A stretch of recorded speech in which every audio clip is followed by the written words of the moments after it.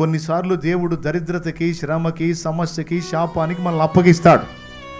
అప్పగించేది ఎందుకో తెలుసా? ఈ శ్రమలను బట్టైనా, ఈ సమస్యలను బట్టైనా సిగ్గు తెచ్చుకొని మారు మనసు పొంది ఆ లోపాలు చక్కదిద్దుకుంటారని దేవుడు అనుమతిస్తాడు సమస్యల్ని.